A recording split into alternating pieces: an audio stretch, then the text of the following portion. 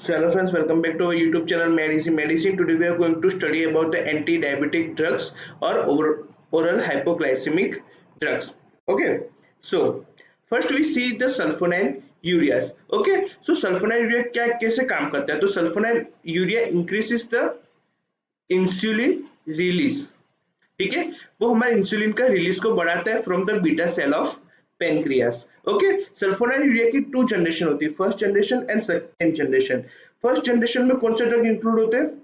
So the drug name is chlorpropamide and second is tolbutamide. Okay, अब first generation में chlorpropamide और tolbutamide drugs include होते हैं, but ये जो ड्रग्स होते हैं इनकी पोटेंसी बहुत ही कम होती, means they are less potent as compare to second generation sulfonyl urea. Second generation sulfonyl urea ज्यादा पोटेंट होते हैं. ओके, अब सेकंड जनरेशन सल्फोनाइल यूरिया में कौन कौन से ड्रग इंक्लूड होते हैं? So we can remember it by the name of G. इसके अंदर जितने भी ड्रग होंगे वो सारे जी से स्टार्ट होंगे, लाइक ग्लिपिजाइड, ग्लीकेसाइड, ग्लीबेनक्लेमाइड एक्सेट्रा. इसके अंदर सारे जो ड्रग्स होंगे वो जी से स्टार्ट होंगे. ओके, अब जो सल्फोनाइल यूरियाज होते हैं, ठीक है, उनका मेन फंक्शन क्या होता है कि they are causing increase in insulin release from the beta cell of pancreas और they decreases the glucose in our blood. Okay, वो ब्लड से ग्लूकोज का लेवल कम करते हैं. अब ये ड्रग्स होते हैं, दे ऑल्सो कॉजेस हाइपोग्लाइसेमिया. ठीक है, सारे एंटी डायबिटिक ड्रग के पास प्रॉपर्टी नहीं होती है कि वो हाइपोग्लाइसेमिया कॉज करे. ठीक है, एक घड़ी थोड़ा सा हाइपरग्लाइसेमिया अच्छा, लेकिन हाइपोग्लाइसेमिया सबसे खराब, क्योंकि इसके अंदर पेशेंट को फिर अगर किसी के अंदर ब्लड ग्लूकोज का लेवल कम हो जाए अचानक उसकी बॉडी के अंदर, तो क्या होगा, उसको चक्कर आएगा, उसको फटीग महसूस होगा. ठीक है, सो हमको जब भी ये ड्रग हम कोई भी पेशेंट को प्रिस्क्राइब करें तब उसका डोज बहुत ही ध्यान से सिलेक्ट करना चाहिए. Okay, and this drug also causes weight gain. ये ड्रग क्या करते हैं? वेट गेन करते हैं. ठीक है, तो हम इस ड्रग को किस टाइप के पेशेंट के अंदर देंगे? ओके, तो हम इसको इसके नाम से याद कर सकते हैं, that S for sulphonylurea, S for सुखड़े लोग. सुखड़े मीन्स पतले लोग. तो हम ये ड्रग को किसके अंदर देंगे? फॉर जो पतले लोग होंगे हम उसके अंदर ये ड्रग को सबसे पहले देंगे. ठीक है, अब इसके अंदर मेन हमको जो स्टडी करनी है वो है क्लोरप्रोपामाइड के मेन साइड इफेक्ट्स. ठीक है, जो एग्जाम्स में काफी बार एमसीक्यूज में आते हैं, लाइक इट कॉजेज कॉलिस्टेटिक जॉन्डिस. ये कॉलिस्टेटिक जॉन्डिस कॉज करता है. ठीक है, it causes disulfiram like reaction.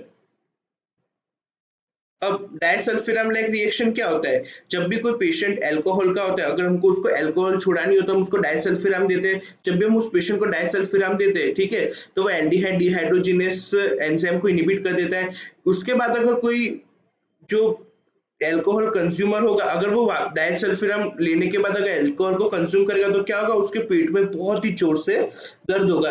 अगर उसके पेट में इतना सीवियर पेन होगा कि जिसकी वजह से वो अपने आप ही अल्कोहल लेना थोड़े दिन में छोड़ देगा. So disulfiram is used in the treatment of alcohol.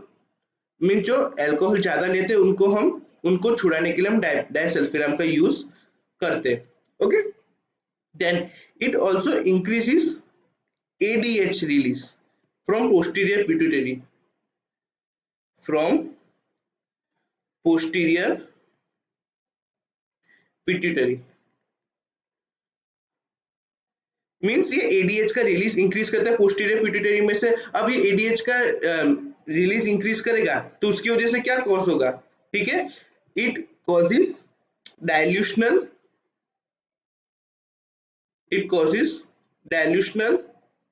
hyponatremia. It causes dilutional hyponatremia. ठीक है भाई, डाइल्यूशनल हाइपोनेट्रीमिया कॉज करते हैं. तो अब हम इस प्रॉपर्टी को कहाँ यूज करते हैं? ठीक है, ऐसी कौन सी डिसीज होती है जिसमें ADH का रिलीज कम हो जाता है? ठीक है, so yes, we use this drug in the treatment of diabetes insipidus. We use this drug in the treatment of diabetes insipidus. Okay, ये ड्रग को हम डायबिटीज इंसिपिडस के ट्रीटमेंट में हम यूज करते हैं।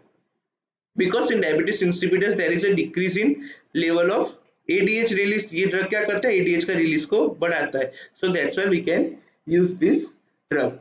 Okay, now next we see the mechanism of action of sulfonylurea. Okay, sulfonylurea कैसे insulin का रिलीज करता है। so this is a beta cell, मान लो ये आपका बीटा सेल ऑफ पेनक्रियास है।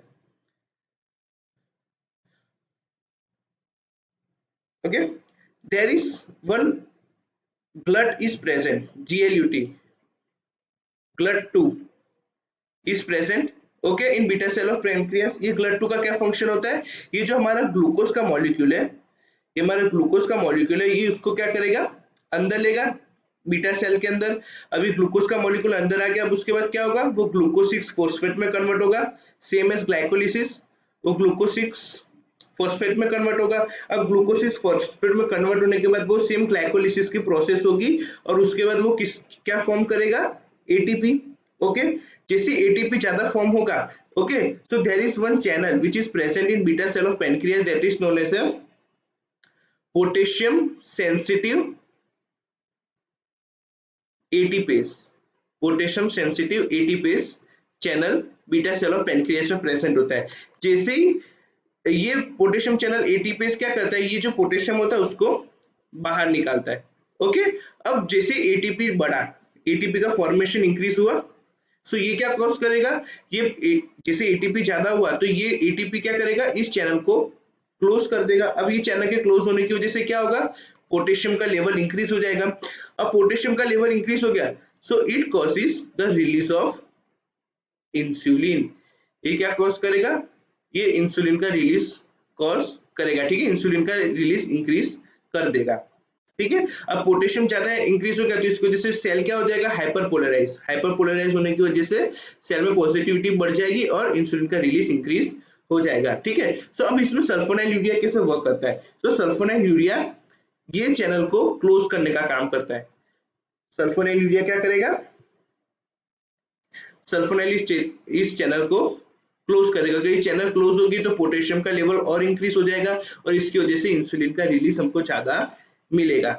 ओके, तो ये था mechanism of action regarding sulphonylureas. Okay, अब हम इसमें अगली क्लास देखेंगे दैट इज मैग्नेटिनेट। मैग्नेटिनेट में मेनली 2 ड्रग्स होते हैं, रिपाग्लिनाइट एंड नेटिग्लिनाइट। अब ये जो ड्रग्स होते हैं इनका mechanism of action same as sulphonylurea होता है। ठीक है, but they are used in the treatment of post prandial hyperglycaemia. अब पोस्ट प्रेंडियल हाइपरग्लाइसेमिया का मीनिंग क्या होता है, मान लो ये ग्राफ के थ्रू मैं इसको एक्सप्लेन करता हूँ। ये जैसे आपने खाना खाया, खाना खाने के तुरंत ही बाद ही ग्लूकोज का लेवल बहुत ही हाई हो जाए, फिर वो धीमे धीमे धीमे करके नीचे आ जाए। तो ये जो ग्लूकोज का लेवल हाई हुआ अचानक से, मान लो ग्लूकोज का लेवल 400 to 500 तक के बीच में पहुंच गया, इस कंडीशन को हम बोलते हैं पोस्ट प्रेंडियल हाइपरग्लाइसेमिया। मींस खाने के 1 घंटे बाद ही तुरंत ही ग्लूकोज का लेवल 400 to 500 तक पहुंच जाना। सो अगर कोई पेशेंट है जिसको पोस्ट प्रेंडियल हाइपरग्लाइसेमिया है, then we use this drug nateglinide and repaglinide. क्यों, क्योंकि they are very short acting, वो बहुत ही शॉर्ट एक्टिंग होते हैं, उनकी हाफ लाइफ अप्रोक्सीमेटली 1 आवर्स जितनी होती है। ठीक है, सो ये था important point regarding yes meglitinide, और इनका mechanism of action same as sulphonylurea, ये भी इंसुलिन का रिलीज इंक्रीज करते हैं। नाउ और सेकंड ड्रग इज बाइकॉनेट। अब बाइकॉनेट में 2 ड्रग आते हैं मेन, एक होता है मेटफॉर्मिन एंड एक होता है पेनफॉर्मिन। ओके, अब बाइकॉनेट का मेन मैकेनिज्म ऑफ एक्शन क्या होता है, तो they stimulate one enzyme that is known as AMP kinase. AMP kinase enzyme को स्टिमुलेट करता है। अब एएमपी काइनेज एंजाइम क्या वर्क करता है, ठीक है, तो this is the enzyme that effect the metabolic pathway. Okay, metabolic pathway को इफेक्ट करता है कैसे, अब ग्लूकोज, हमको ग्लूकोज को कम करना है ब्लड में से, तो हम क्या करना पड़ेगा, ग्लूकोजीनोलाइसिस को इनिबिट करना पड़ेगा। ओके, मतलब जो ग्लाइकोजन के स्टोर है उसको हमको इनिबिट करना पड़ेगा, उस जिसमें से ग्लूकोज का सिंथेसिस हो रहा था। अब हमको ग्लूकोनियोजिनेसिस का बनना भी रोकना पड़ेगा, और ग्लाइकोजिनेसिस मींस हमको ग्लाइकोजन का अगर सिंथेसिस बढ़ा देंगे, ठीक है, तो जिसकी वजह से क्या होगा, ग्लूकोज जो ब्लड में एक्स्ट्रा ग्लूकोज था वो ग्लाइकोजन में कन्वर्ट हो जाएगा, और हमको क्या करना पड़ेगा, ग्लाइकोलाइसिस को भी एक्टिवेट करना पड़ेगा, जिसकी वजह से जो एक्स्ट्रा ग्लूकोज है वो टूट जाए। ठीक है, सो ये सारी जो प्रोसेस है वो कौन करता है, this enzyme causes glycogenolysis, means they inhibit the glycogenolysis, they inhibit the gluconeogenesis, they potentiate the glycogenesis, and they also potentiates glycolysis. Okay, तो ये था main function of this enzyme ना। अब इसने ये सारी प्रोसेस की, अब ये सारी प्रोसेस होने की वजह से अल्टीमेटली क्या होगा, yes there is decrease in blood glucose level. ठीक है, हमको अल्टीमेटली क्या चाहिए था, ब्लड के अंदर से ग्लूकोज का लेवल कम करना था, तो हमने वो कर दिया। ठीक है, अब इसके अंदर मेन जो एमसीक्यूज पूछते हैं इन एग्जाम्स, अब ये जो एंजाइम है ये क्या क्या वर्क करता है, तो इसमें 4 ऑप्शन दे देंगे, 4 ऑप्शन में से इसमें कुछ भी आड़ा टेढ़ा करके एग्जाम में पूछेंगे, तो हमको ये सीक्वेंस याद होनी चाहिए। एंड सेकेंडली इसमें मेन जो ड्रग होती है मेटफॉर्मिन, मेटफॉर्मिन क्या कॉज करता है, तो M for metformin, M for megaloblastic anaemia. ये क्या करेगा, it causes megaloblastic anaemia, means megaloblastic anaemia में क्या होता है, there is decrease in vitamin B 12 की कमी करेगा मेटफॉर्मिन। ओके, एंड जो फेनफॉर्मिन होगा, इट कॉजेज लैक्टिक एसिडोसिस, इस रीजन की वजह से अभी जो पेनफॉर्मिन है वो बैन हो चुका है। ठीक है, it causes lactic acidosis, that's why the phenformin is nowadays is ban. Okay, now अब जो मेटफॉर्मिन है, remember it, metformin is a drug of choice in type 2 diabetes mellitus. Okay, the drug of choice for type 2 diabetes mellitus is metformin. क्यों metformin? Because इसका maximum effect होता है कि it decreases HbA1c level. HbA1c क्या होता है, glycated haemoglobin. Okay, अगर कोई डायबिटीज का पेशेंट है जिसके अंदर हमको प्योर ग्लूकोज लेवल मापना हो कि उसके ग्लूकोज का लेवल पिछले 2 या 3 महीने में कितना है, ठीक है, तो हम उसको HbA1c से फाइंड कर सकते हैं। उसकी नॉर्मल रेंज होती है अप्रोक्सीमेटली 6.5। ठीक है, अगर 6.5 से अगर ज्यादा हो गया, 6.5 से अगर ज्यादा हो गया, then the patient is having diabetes mellitus. Okay, then it also causes weight loss. ये क्या करता है, वेट लॉस करता है। अब ये वेट लॉस करेगा तो इसको हम कौन से पेशेंट के अंदर देंगे, यस मोटे लोग में। तो हम इसको याद कर सकते हैं, एम फॉर मेटफॉर्मिन और एम फॉर मोटे लोग। ठीक है, तो हम इसको जो फैटी पर्सन होते हैं उसके अंदर हम दे सकते हैं, लाइक सल्फोनाइल यूरिया वो वेट गेन करता था, सो हम उसको S for sulphonylurea, S for सुगड़े लोगों के अंदर देते थे, मीन्स पतले लोगों के अंदर। Now this drug causes does not causes hypoglycaemia. ठीक है, ये इसकी सबसे अच्छी खासियत है कि ये हाइपोग्लाइसेमिया कॉज नहीं करता। ओके, हम इसको इन the patient of PCOD polycystic ovarian disorder में भी हम इस ड्रग को दे सकते हैं। ठीक है, तो ये थे important point regarding yes your biguanide, that is metformin. Now we see another drug that is PPR gamma agonist. अब पीपीआर गामा एगोनिस्ट क्या करता है, ये जो एंजाइम होता है it decreases the insulin resistance. Diabetes mellitus में मेन प्रॉब्लम क्या थी, इंसुलिन रेजिस्टेंस। ठीक है, मींस सेल जो इंसुलिन का कहना मानते ही नहीं थे। ठीक है, तो इंसुलिन से रेजिस्टेंस हो जाता था, जिसकी वजह से वो ग्लूकोज का अपटेक नहीं कर पाते थे, ब्लड के अंदर ग्लूकोज का लेवल ज्यादा हो जाता था। सो ये जो ड्रग्स होंगे वो क्या करेंगे, इंसुलिन का रेजिस्टेंस को कम करेंगे। ठीक है, बट ये ड्रग्स क्या, इस क्लास के अंदर कौन कौन सी ड्रग होती है, तो सारी ग्लिटाजोन्स वाली, प्रोग्लिटाजोन, पायोग्लिटाजोन एंड रोजीग्लिटाजोन। ओके, नाउ अब इसके अंदर मेन स्पेशल पॉइंट क्या है, ओके, कि this all drug they are somewhat hepatotoxic. वो लीवर के लिए टॉक्सिक होती है, ठीक है। They increase in the level of sodium and they also increase the water, okay. और जो पायोग्लिटाजोन होता है, pioglitazone, there is an increasing risk of, जब भी हम इस पेशेंट को, जब भी हम ये ड्रग किसी पेशेंट को देंगे तो क्या होगा, there is increasing risk of urinary bladder carcinoma, okay. ये urinary bladder carcinoma means cancer cause करता है, ठीक है। और ये ड्रग जो हिपेटोटॉक्सिक होते हैं, ये सारे ड्रग हिपेटोटॉक्सिक होते हैं, ठीक है। तो अगर मान लो किसी पेशेंट के अंदर हम ये दे रहे हैं तो इसके अंदर लीवर लीवर फंक्शन टेस्ट करना जरूरी है, ठीक है। टाइम टू टाइम हमको लीवर फंक्शन टेस्ट करना पड़ेगा, okay. And there is one also important MCQ that is many time asked in exam, that rosiglitazone क्या करेगा, तो rosiglitazone increasing the increases the chances of myocardial infarction, okay। Rosiglitazone क्या करता है, तो rosiglitazone increases the chance of myocardial infarction, okay. तो ये थे important point regarding PPR gamma agonist, ठीक है। अब मैं इसमें आपको एक और स्पेशल पॉइंट बताता हूँ कि हमारी जो एआरबीज होते हैं, एंजियोटेंसिन रिसेप्टर ब्लॉकर्स, ओके, जिसको हम हाइपरटेंशन, कंजेस्टिव हार्ट फेलियर, बहुत सारे हार्ट डिसीज में यूज करते थे।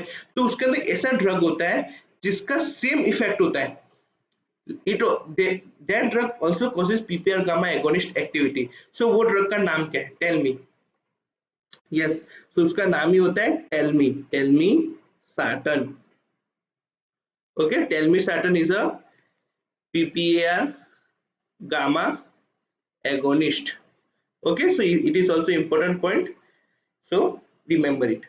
Now we see another class of drug, that is alpha glycosidase inhibitor, okay। अब alpha glycosidase inhibitor क्या होता है, मान लो ये हमारा इंटेस्टाइनल ल्यूमिन है, ओके। एंड अगर इंटेस्टाइन में से किसी भी चीज को एब्जॉर्ब करना हो, ठीक है, तो उसके लिए हमको उसके स्मॉल मॉलिक्यूल चाहिए, ठीक है। लेकिन जब भी हम कोई भी कार्बोहाइड्रेट वाला फूड खाते हैं तो वो कार्बोहाइड्रेट कैसे होते हैं, बड़े बड़े मॉलिक्यूल्स, ठीक है। अब बड़े मॉलिक्यूल है तो वो एब्जॉर्ब नहीं हो पाएंगे, सो अभी बड़े मॉलिक्यूल को छोटे मॉलिक्यूल में कन्वर्ट करना पड़ेगा, छोटे छोटे, जिसकी वजह से वो आराम से एब्जॉर्ब हो जाए। सो उसको कौन एब्जॉर्ब, तो ये जो बड़े मॉलिक्यूल से छोटे मॉलिक्यूल में कन्वर्ट कौन करता है, so there is one enzyme which is present, that is alpha glycosidase। Alpha glycosidase enzyme present होता है हमारे इंटेस्टाइन में, which convert big carbohydrate molecule into small carbohydrate molecule so that it can easily absorb, ठीक है। अब इसके अंदर ये स्मॉल मॉलिक्यूल में इसने कन्वर्ट किया, अगर हम इस एंजाइम को ब्लॉक कर दे, मींस हम इस एंजाइम को अगर इनहिबिट कर दे, तो अगर इस एंजाइम के इनहिबिट होने की वजह से क्या होगा, जो बिग कार्बोहाइड्रेट मॉलिक्यूल है वो स्मॉल में कन्वर्ट नहीं हो पाएगा और इसकी वजह से एब्सॉर्प्शन भी रुक जाएगा, ठीक है। That's why we made this drug that is known as alpha glycosidase inhibitor, okay. इसमें कौन कौन से ड्रग इंक्लूड होते हैं, that is acarbose, miglitol and voglibose, okay. ये सारे ड्रग क्या करते हैं, दे इनहिबिट दिस एंजाइम, अगर ये एंजाइम इनहिबिट हो गया तो it cannot convert big carbohydrate molecule into small carbohydrate molecule and the absorption of carbohydrate stop। अगर absorption stop हो जाएगा तो ब्लड के अंदर जो एक्स्ट्रा का ग्लूकोज है उसका लेवल कम हो जाएगा, ठीक है। But there is one special point regarding this drug, that these drugs are contraindicated in the patient of inflammatory bowel disease and in ulcerative colitis, ठीक है। ये जो ड्रग्स होते हैं, these drugs are contraindicated in inflammatory bowel disease and in Crohn's disease, ठीक है। Ulcerative colitis and also in Crohn's disease, ओके। ये तीन जगह ये कॉन्ट्राइंडिकेटेड होते हैं। Now we see another drug that is known as incretin mimetics। incretin mimetics क्या होता है, so what is incretin, पहले तो incretin क्या होता है पहले हम वो देखेंगे। so incretin एक ऐसा सब्सटेंस होता है जो जीआईटी में से रिलीज होता है, कहाँ से, हमारे गैस्ट्रो इंटेस्टाइनल ट्रैक्ट से रिलीज होता है। और कब रिलीज होता है, जब अपने ने खाना खा लिया, खाना खाने के बाद ये रिलीज होगा। इसका मेन फंक्शन क्या होगा कि this incretin causes increase in release of insulin, वो इंसुलिन का रिलीज बढ़ा देगा, ठीक है। एंड it decreases glucagon, वो ग्लूकागोन का लेवल भी डिक्रीज कर देगा and it also decreases gastric empty. It also decreases gastric empty. वो गैस्ट्रिक के एम्प्टी मतलब जो खाना जल्दी गैस्ट्रिक से एम्प्टी होता है, ठीक है, उसको भी डिक्रीज कर देगा। अब सीएनएस में इंक्रीटिन का क्या फंक्शन है, तो it inhibit appetite centre, sorry,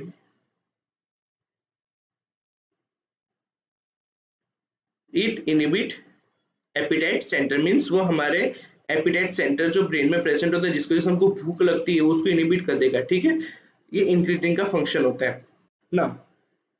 there is one peptide which is released, okay, from the intestinal lumen that is known as a GLP, glucagon like peptide, ठीक है। इस पेप्टाइड का फंक्शन क्या होता है, so it also releases insulin. इसका function क्या होता है, तो रिलीज इंसुलिन, इंसुलिन का रिलीज करवाएगा and it decreases the appetite. Same इसके जैसा फंक्शन है, वो एपिटाइट को रिलीज करेगा, सॉरी डिक्रीज करेगा। By decreasing appetite it decreases gastric empty, ठीक है, and it also potentiates satisfied centre, ठीक है, वो सैटिस्फाइड सेंटर को भी एगोनिस्ट इफेक्ट दिखाएगा। Now it decreases apoptosis of beta cell, means जो बीटा सेल जो डिस्ट्रक्ट हो रहे थे उस बीटा सेल के डिस्ट्रक्शन को भी कम करेगा। कौन, हमारा जीएलपी, ग्लूकागोन लाइक पेप्टाइड। अब ये अच्छा काम कर रहा है। अब कोई भी इंसान अगर अच्छा काम कर रहा है तो कोई एक होता ही है जो उसको अच्छा काम करने से रोकता है। So there is one enzyme which is present in our body that is known as a DPP4, DPP4 mean dipeptidyl peptidase 4। ये एंजाइम क्या करेगा, ये एंजाइम ये जीएलपी का जो उसको इनिबिट कर देगा, मीन जीएलपी को तोड़ देगा। अगर जीएलपी को तोड़ देगा तो उसकी वजह से क्या होगा, इसकी सारी एक्टिविटी कर पाएगा नहीं, ठीक है। सो हमने पहले क्या किया, हमने इस प्रॉब्लम का सॉल्यूशन ये निकाला कि हमने पहले तो जीएलपी के एनालॉग्स बना लिए, ठीक है, हमने इसके एनालॉग्स बना लिए, ठीक है, तो हम इसके एनालॉग्स पेशेंट को देंगे। एंड सेकेंडली हमने क्या किया, हमने ये जो एंजाइम था नॉटी एंजाइम, हमने इसको इनिबिट करने के लिए ड्रग्स बना लिए, क्या हम इस एंजाइम को इनिबिट कर देंगे, जिस अगर ये एंजाइम इनिबिट हो गया तो जीएलपी का लेवल ऑटोमेटिकली इंक्रीज हो जाएगा, ठीक है। सो हम इसके रिलेटेड ड्रग्स पढ़ते हैं। First we study GLP analogues. So GLP analogues कैसे होते हैं, ये जो जीएलपी एनालॉग्स होते हैं ये सारे इंजेक्टेबल होते हैं, मींस हम इनको ऑरली नहीं दे सकते, हमको इनको इंजेक्शन से देना पड़ेगा, ठीक है। अगर हम इनको सबक्यूटेनियस रूट से देंगे so they also causes weight loss, ये वेट लॉस भी कॉज करेंगे, ठीक है। अब जीएलपी होता है, जीएलपी भी टू टाइप के होते हैं, जीएलपी 1 एंड जीएलपी 2, ओके। अब जीएलपी 1 में जीएलपी 1 का मेन फंक्शन क्या होता है कि दैट इट सीक्रेट्स इंसुलिन, वो इंसुलिन को सीक्रेट करता है। और जीएलपी 2 का फंक्शन क्या होता है, that it decreases gastric empty, ठीक है, ये गैस्ट्रिक एम्प्टी को डिक्रीज करता है। अब जीएलपी 1 के अंदर कौन कौन से ड्रग इंक्लूड होंगे, so that is exenatide, liraglutide, second is, sorry, third is semaglutide and fourth is albiglutide, okay. अब ये जो सारे ड्रग्स है इसके सबके नाम के पीछे टाइड आ रहा है, tide means they are peptides, okay, tide means क्या होता है, दे आर पेप्टाइड्स। अब कोई भी पेप्टाइड्स है, कोई भी पेप्टाइड्स को हम ओरली दे सकते हैं कभी, नो, हम कोई भी पेप्टाइड्स को ओरली नहीं दे सकते, दैट्स व्हाई हमको ये सारे ड्रग्स को इंजेक्टेबल रूट से देना पड़ता है, ओके। एंड जीएलपी 2 एनालॉग में कौन सा ड्रग होगा, दैट इज टेगडुग्लूटाइड, ओके। एंड ये जो लीराग्लूटाइड होता है उसका एक स्पेशल पॉइंट ये है कि it is approve in obesity, means obesity को कम करने के लिए ये ड्रग अप्रूव हुआ है, ठीक है। एंड दिस ड्रग, ये ड्रग का मेन क्या है special point, that it is a causes short bowel syndrome. Okay, it is mainly use it.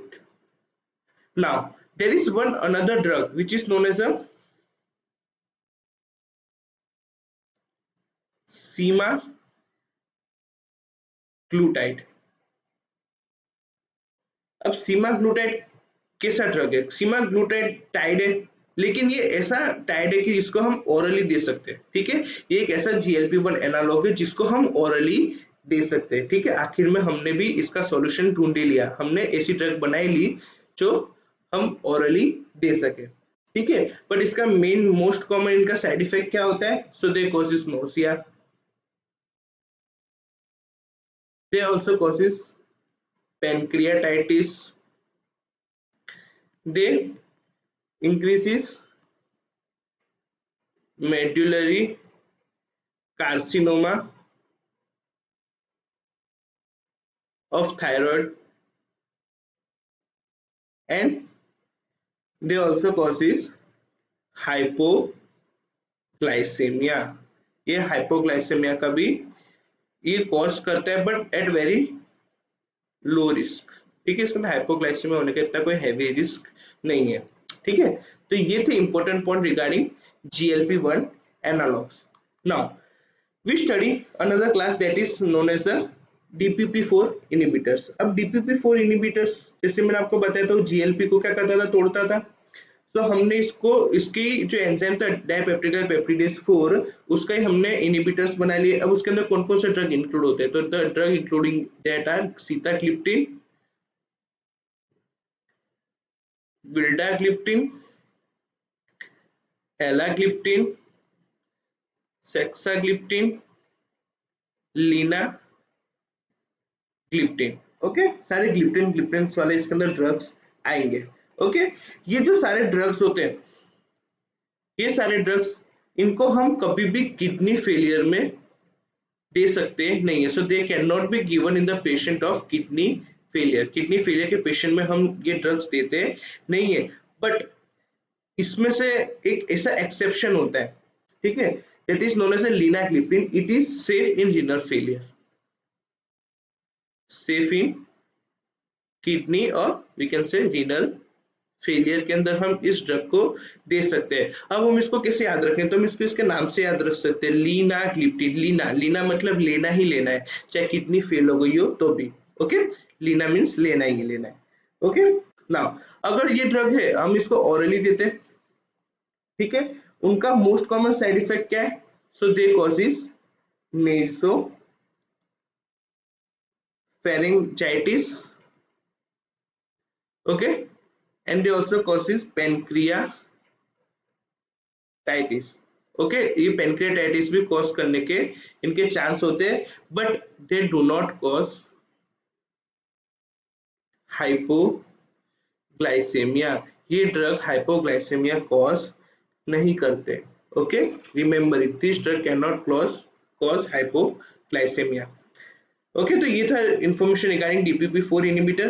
Now we see another class of drug that is known as a SGLT2 inhibitor. SGLT2 inhibitor में कौन से drug include होंगे, so drug included in it is that are canagliflozin, dapagliflozin, empagliflozin, ठीक है, एल्टाग्लिफोक्सिन. इसके अंदर सारे drug किस होंगे, ग्लिफोक्सिन वाले. अभी SGLT2 करता क्या है, सो SGLT2 is present in nephron. ये नेफ्रॉन में प्रेजेंट होता है. अब इसका मेन रोल क्या होता है, इट हमारे नेफ्रॉन में एक पंप प्रेजेंट होता है. वो क्या करता है, वो sodium plus water, sorry sodium plus glucose का सिंपोर्ट प्रेजेंट होता है. मींस एक सोडियम एब्सॉर्ब हुआ तो उसके साथ एक ग्लूकोज भी एब्सॉर्ब होगा, ठीक है. अगर हम इस पंप को इनिबिट कर दे, ठीक है, तो क्या होगा, अगर इस पंप को इनिबिट करने से क्या होगा, जो ग्लूकोज था वो एब्सॉर्ब नहीं होगा और वो रीनल के थ्रू यूरिन के थ्रू बाहर निकल जाएगा। ओके, सो हम इस ड्रग को इस तरीके से यूज करते हैं। ये ड्रग क्या करेगा, ये ड्रग ग्लूकोज को यूरिन के थ्रू बाहर निकाल देगा। Okay, now this drug causes glycosuria, ठीक है, मीन्स ग्लूकोज का लेवल जो पेशेंट होगा इसके यूरिन के अंदर ग्लूकोज का लेवल ज्यादा होगा। ये SGLT2 हमारे किडनी के अंदर मतलब नेफ्रॉन में प्रेजेंट होते हैं, और SGLT1 ये कहाँ प्रेजेंट होते हैं, तो it is present in intestine. ठीक है, सर सेम इंपोर्ट हमारे कहाँ प्रेजेंट होते हैं, इन अवर इंटेस्टाइन। ओके, अब इस अगर ये ड्रग है ये ज्यादा ग्लूकोज यूरिन से बाहर निकाल रहा है, तो उसके अंदर main most common side effect क्या होगा, that they the patient is chance to be more causes urinary tract infection, means patient को यूरिनरी ट्रैक्ट इन्फेक्शन होने के बहुत चांस बढ़ जाते हैं, and also genital tract infection. Okay, now we see another drug that is pramlintide. Pramlintide क्या है, so tide है, ऑब्वियसली टाइड होगा तो कौन से रूट से देंगे हम, और रूट से तो दे नहीं सकते, so then we give it in a subcutaneous root. अभी इसको कौन से रूट से देंगे, सब क्यूटेनियस रूट। ये कैसा होता है, ये अमाइलिन एनालॉग होता है, और इसका मेन फंक्शन क्या होता है, that it decreases the level of glucagon, वो ग्लूकोगॉन का लेवल डिक्रीज करता है। ठीक है, it is given in type 1 as well as type 2 both diabetes mellitus। ठीक है, but this drug can causes hypoglycemia, ये ड्रग हाइपोग्लाइसेमिया कॉज कर सकता है। ठीक है, सो ये थी information regarding drugs that are used in the treatment of diabetes mellitus। अगर आपको ये मेरा वीडियो अच्छा लगा तो प्लीज मेरे चैनल को लाइक कीजिए, शेयर कीजिए, सब्सक्राइब कीजिए। Thank you.